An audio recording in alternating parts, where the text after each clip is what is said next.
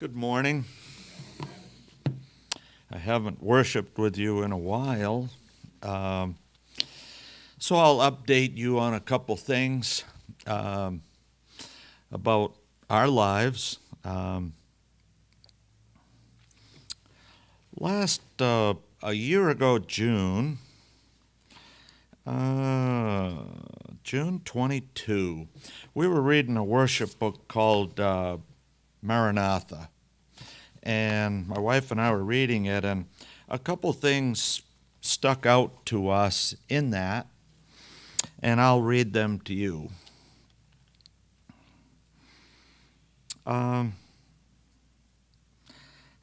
and lands will be of no use to the saints in the time of trouble, for they will have to flee before infuriated mobs, and their possessions cannot be disposed of to advance the cause of present truth.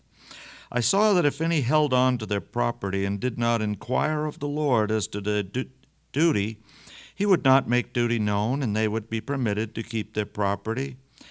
And in the time of trouble it would come up before them like a mountain to crush them spiritually. So we started praying, Lord, this is your farm. These are your cows. Love what I do. Able to do it still. Thankful for that. But we're going to put it in your hands, and if you see fit, we'll just put it in your hands. Well, someone came to us unsolicited, and actually they knew someone, another farmer that I knew, and probably because this farmer knew that I was old, he figured that, maybe they'd be interested in selling their farm. So they came and talked to us. They were from Pennsylvania, and over the course of the next few months, we made a deal with them.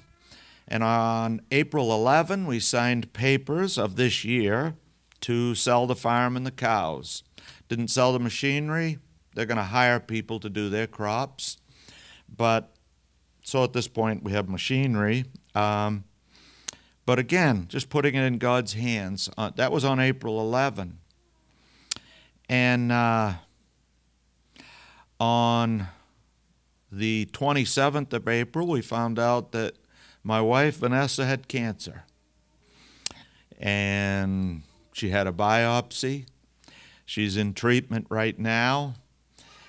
We moved off the farm. By the 1st of June, we had moved off the farm. We moved into a little apartment at my daughter's house, which is the other, not real far, between Auburn and Fulton. We thought it was providential that we sold the farm because instead of being pulled in 12 different directions, delivering my milk to 22 stores and running the store and farming a few hundred acres of crops and taking care of my cows, which I love doing all of it. But instead of doing that, I can focus on my wife. I can bring her to her appointments. I can focus on making her laugh because I think what kind of attitude and spirit you have can be very healing. So it's my job to make her laugh every day. And support her.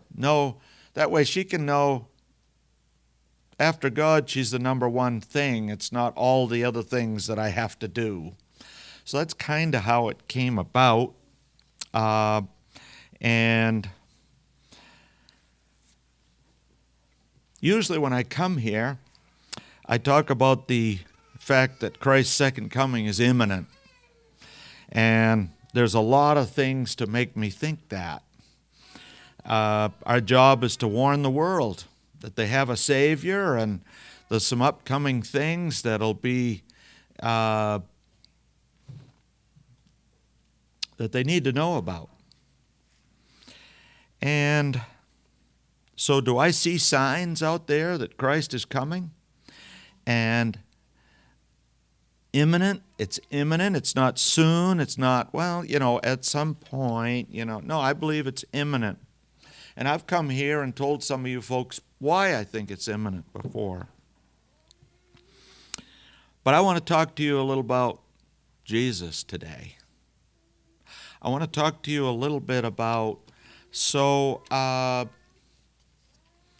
if we recognize that his coming is soon and that he wants us to prepare for that and to spread the word, so just like to talk to you a little bit about that. You know, I always pray before I got to speak anywhere, and I've, had the opportunity to speak a few places, that God will give me a message for whoever is there. I don't have any canned messages. I want it to be for whoever's there, I don't know you people. I don't know what you're going through, the trials. Are they relationships? Are they, is it financial? Is it career? Is it physical difficulties? Is it temptation?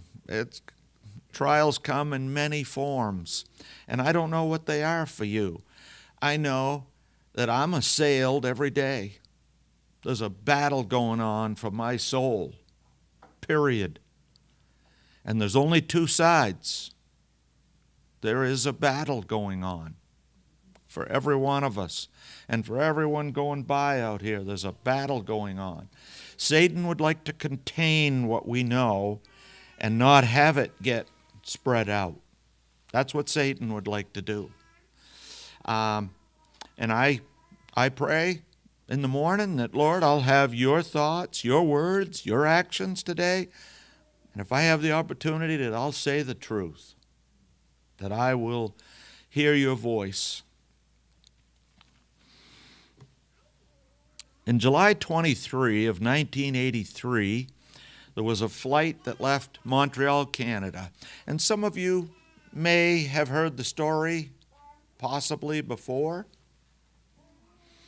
Flight 143 out of Montreal headed for Edmonton. And 67 people on board. It was almost a new 747. And it had had a few flights, but very new. And partway to Edmonton, one engine quit. Not very long after that, the other engine quit. Totally. And the pilot, Bob Pearson was his name, he remembered it. That 747s were having fuel gauge problems. They were pretty new at that point. They're having fuel gauge problems. Well, in Edmonton, the maintenance crew was ready to put a new fuel gauge on because that one had a problem. In 1983, there was a conversion going on between metric and, other systems that, I grew up with 9/16 and ½ inch. A lot of people grew up with, is it a 13 or a 14 or, whatever it is. Well, they were going through a transition on Canada Air from gallons and pounds to kilograms and kilometers and various things. Well, I can tell you that at that time, the maintenance crew put fuel in the plane. But they knew how many pounds of fuel needed to go in, but they were actually putting kilograms in there. And they put 45% of the amount of fuel on that plane that needed to be put on that plane. 45%. Obviously, they ran out before they got to Edmonton.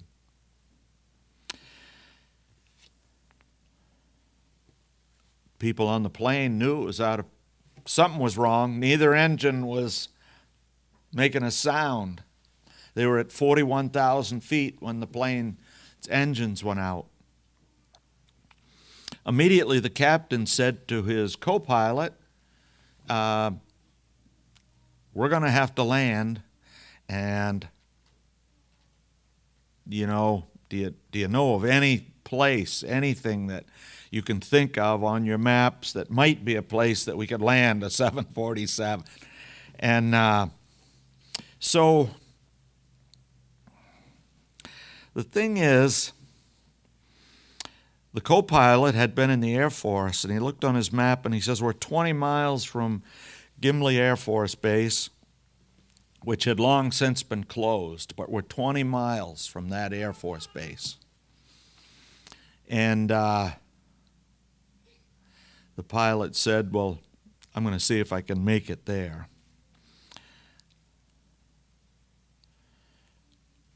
The pilot had an advantage over most pilots. He had 1,000 hours in a glider, 1,000 hours of experience in a glider, plus his thousands of hours as a pilot for Air Canada. And he believed that he could make it to Comley Air Force Base. As he approached Comley Air Force Base, he could see all kinds of people on the runway, further out on the runway. And those people on board, they really didn't know the captain. Not really. But they had confidence in him. Nobody ran to the cargo bay and opened it up and jumped out and said, I'm not staying on this plane because it's out of fuel, the engines aren't running, it's probably going to crash. Nobody jumped out the back. They all stayed seat-belted in. They had confidence that that pilot somehow was going to make it to the ground safely. He realized there was people further out. It was a family event. They had go-karts and things out there and picnic tables and everything. And he did what they call a side slip maneuver. Now, I don't think a side slip maneuver has ever been done with a 747, but basically he was flying straight ahead, but had the plane on an angle. Now, he did not have the controls that we'd liked him to have, but he had enough power because there was a little turbine on the plane, and you're hurtling through the air at 500 miles an hour or some such. There's a turbine that's there that turns just with wind speed, and it runs a little hydraulic pump, so he could put his landing gear down. And it ran about 2 gauges. His gauges were out because he was totally without power, but he did have just a few gauges.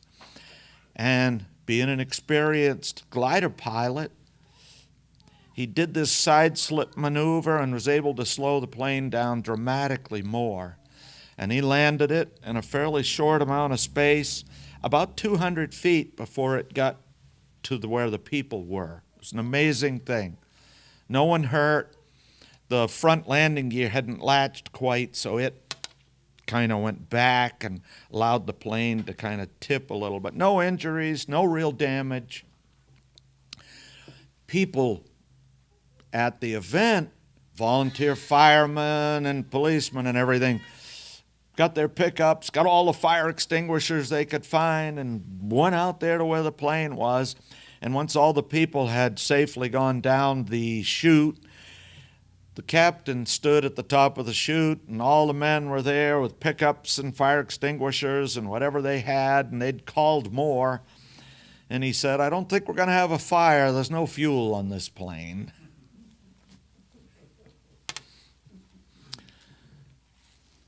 I think our captain is telling us he has experience.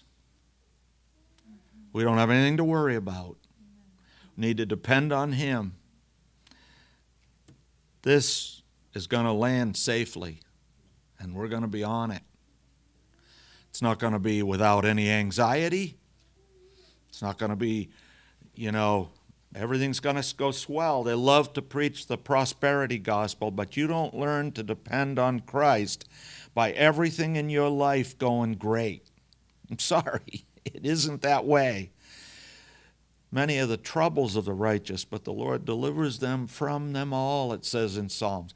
You learn dependence because you have experience. You don't learn dependence when everything in your life goes just right. And I know that's preached a lot out there. It's not true. Christ said, in this world you will have tribulation. I didn't know where to lay my head. I knew I was going to die a horrible death. Who do you think inspired the text in Isaiah? It was Christ that inspired the text in Isaiah that I would be, all these things would happen to me and they'd part my clothes and I'd die a horrible death. I had Isaiah prophesy that. He knew what it would be like. But he did it anyway. Our captain has experience. And if we go through trials and difficulties in this life, know that he's beside us.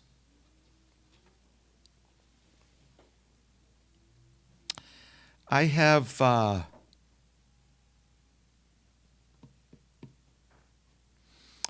with my wife having cancer, and she's going for treatments.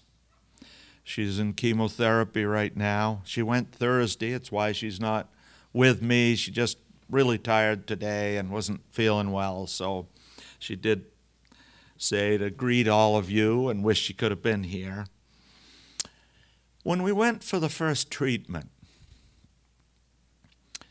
the people were very, very kind at that oncology center, and it sure was foreign to be thinking we were going to be putting these horrible things in her body, but this was it's a very good prognosis for her cancer, and we're thankful for that. But as we were going to get ready for the first treatment, first the oncologist, then the physician's assistant, the nurses, they reiterated over and over again, if you have any adverse reactions, you get a rash, you feel extra tired, you have trouble with bathroom issues in the extreme, you dizzy, trouble with your balance, you have trouble with cognitively, feeling like, oh boy, I'm fuzzy, I'm foggy, I'm not sure what's going on. They gave a litany of different things.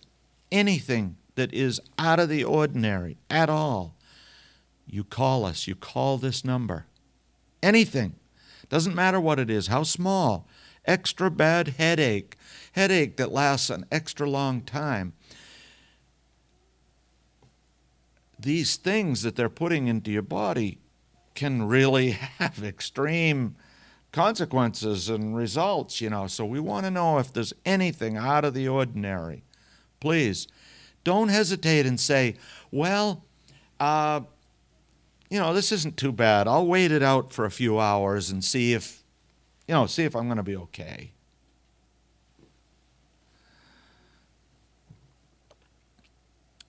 And each person we met with had the same story. Listen, if there's anything, we want to know about it.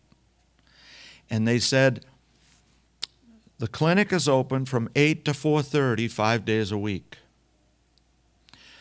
But we're going to give you a number, and when you call, if it's not during our hours we're open, one of the two oncologists will call you immediately. 2 in the morning, Sabbath afternoon, Sunday night, whatever, whenever it is, you will have assistance immediately. Not at we'll call you back in a few hours, leave a message, we'll get back to you. Immediately. And it made me think, I'd like us to go to go to a few verses, and we'll start out with Corinthians 10 and verse 13. Corinthians 10 and verse 13. Yes, I'm sorry. 1 Corinthians, yes.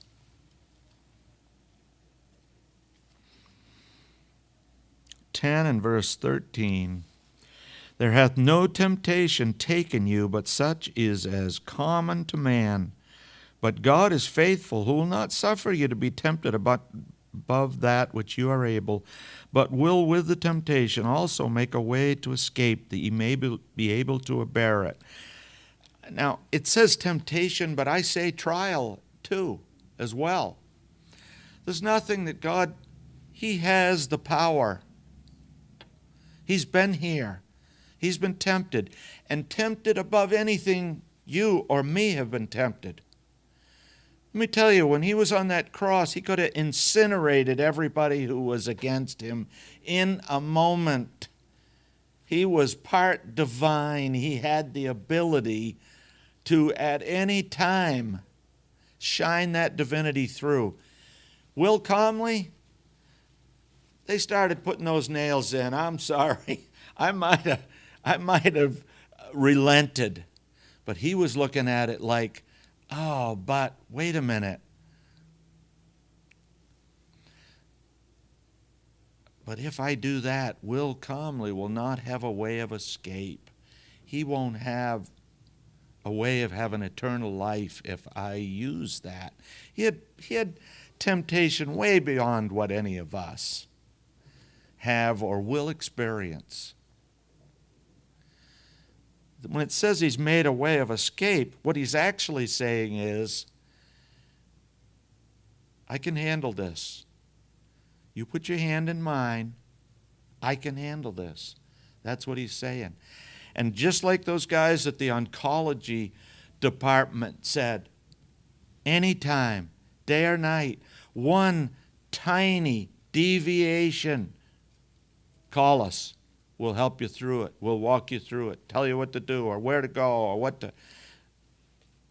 Just like that, Christ is calling us from the moment we open our eyes in the morning and we connect with Him till when we go to bed and beyond that through our sleep. He is there waiting on call. Not some answering service that's going to go, well, He's busy right now. He's on call, ready, willing, able.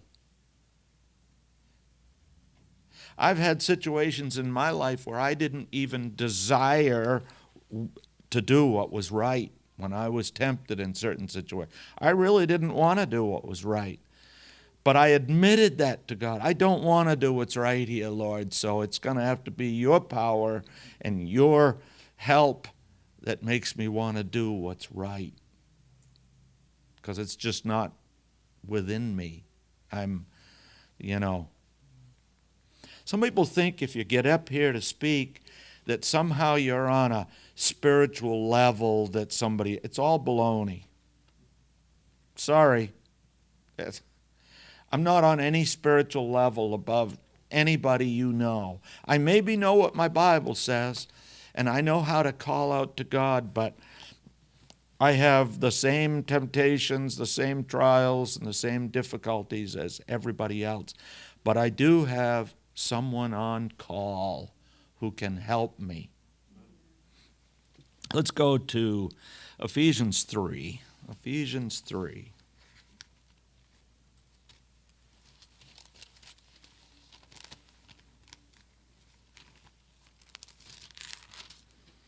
And verses, 17 to 20. Ephesians 3 and 17 to 20.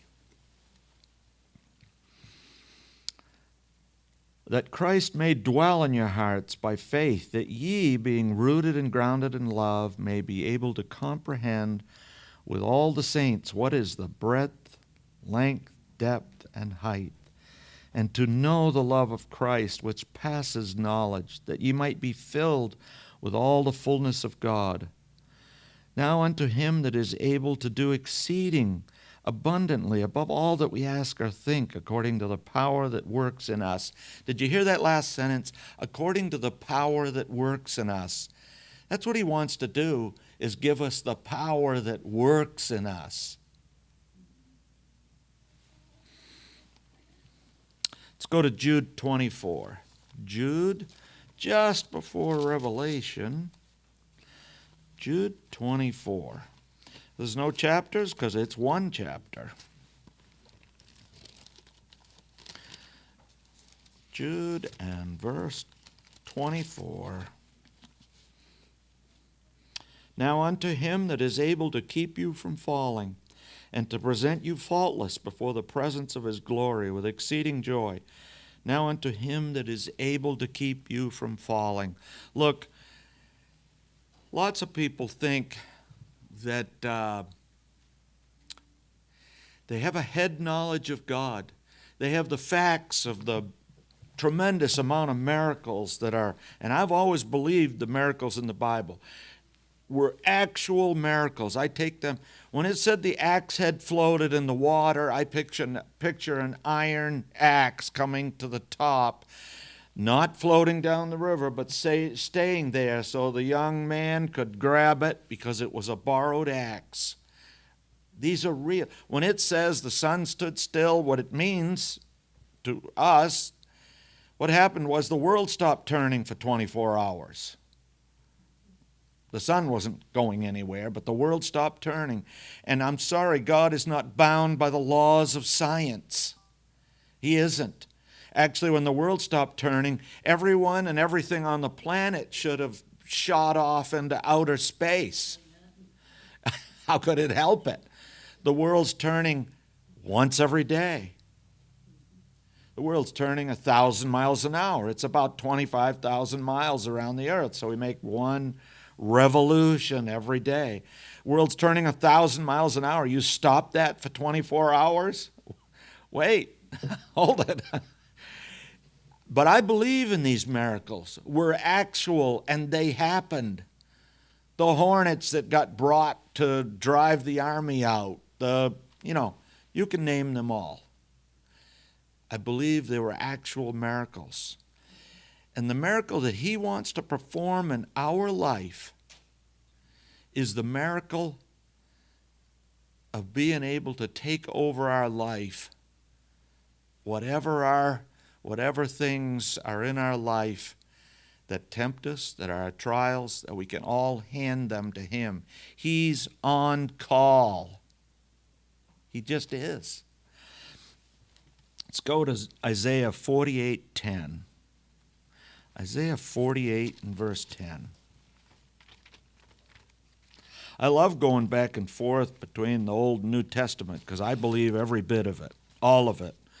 Not the things I want to pick out, not the things that I think will allow me to have grace. My Old Testament in Isaiah says that he's mighty to save. He's looking for ways to get you into heaven, not to exclude you from heaven. He's looking for ways to get you to heaven. That's how I look at it. It says, behold, I've refined thee, but not with silver. I've chosen thee in the furnace of affliction.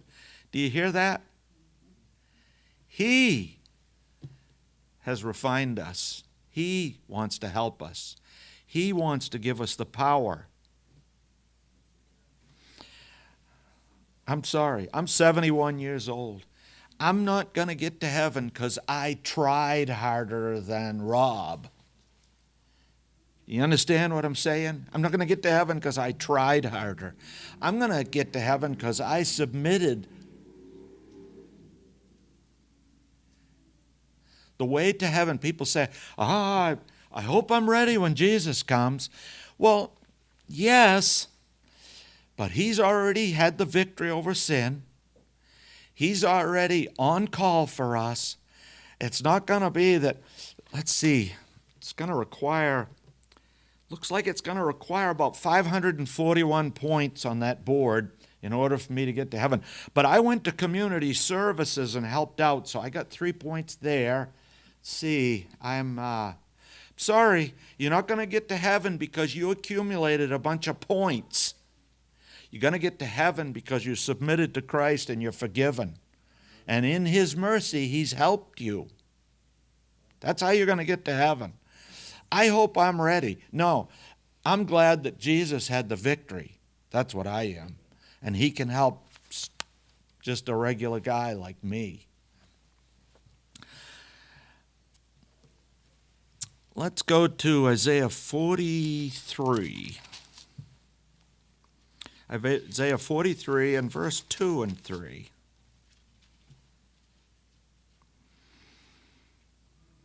When thou passest through the waters, I will be with thee, and through the rivers, they shall not overflow thee.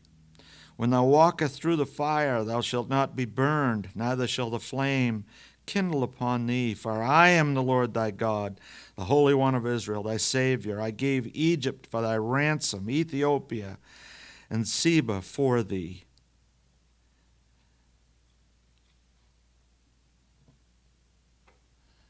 That's what we have to have confidence in, right there.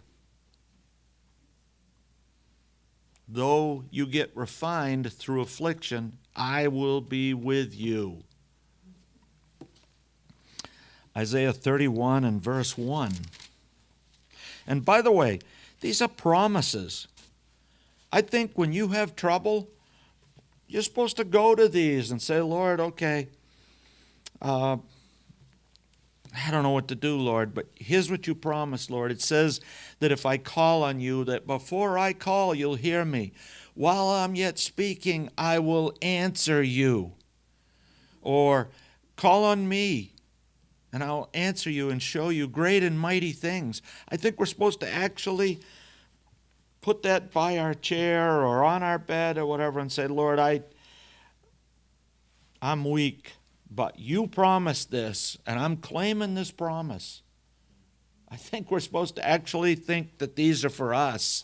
This isn't for some far ago, 3,000 years ago person who was looking through the scriptures. This is for August 1st, 2026. Psalm 61. Psalm 61.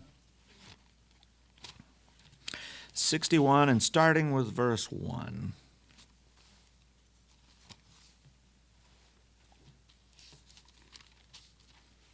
I can lick my lips now and turn my pages because there's no COVID, right? I never stopped. I'm sorry. Psalm 61, and starting with verse 1. Hear my cry, O God, attend unto my prayer. From the end of the earth will I cry unto you, and my heart is overwhelmed. Is your heart overwhelmed? I will cry unto thee when my heart is overwhelmed. Lead me to the rock that's higher than I. For thou hast been a shelter for me, and a strong tower from the enemy. I will abide in thy tabernacle forever. I will trust in the covert of thy wings. It's what God wants us to do.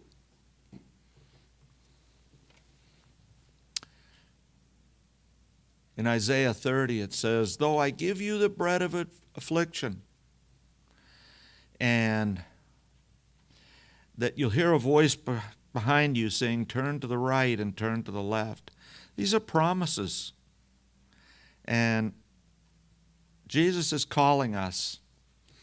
I want to summarize by reading you a couple things out of the Spirit of Prophecy. And this was actually also in this book, Maranatha, which is just a collection of things from the Spirit of Prophecy.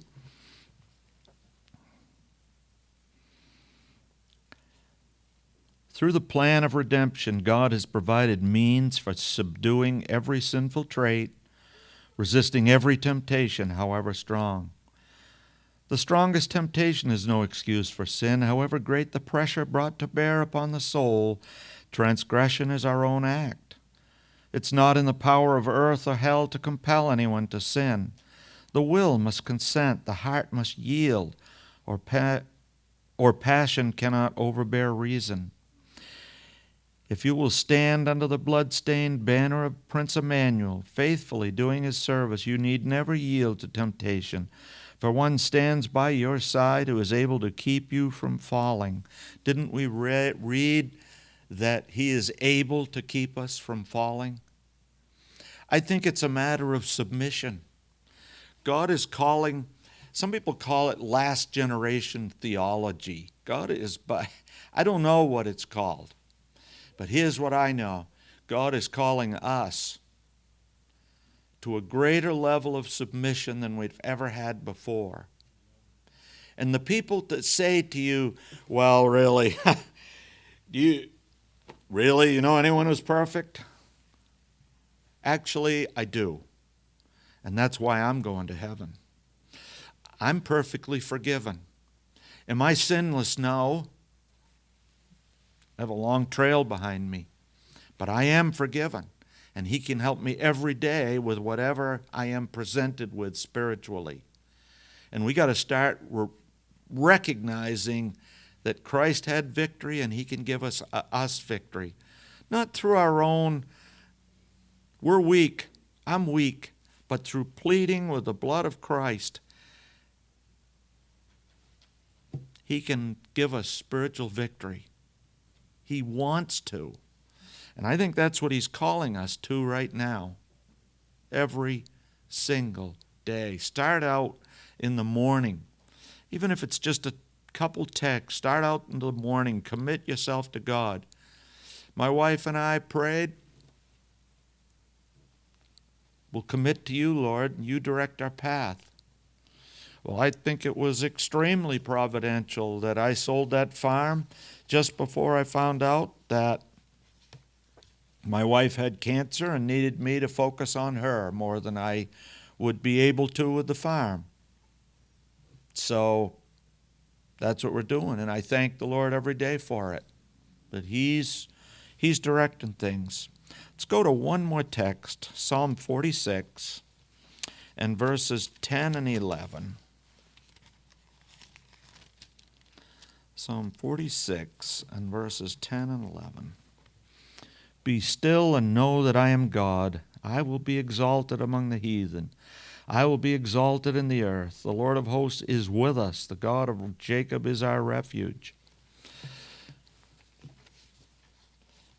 The time to go to your refuge is every moment of every single day.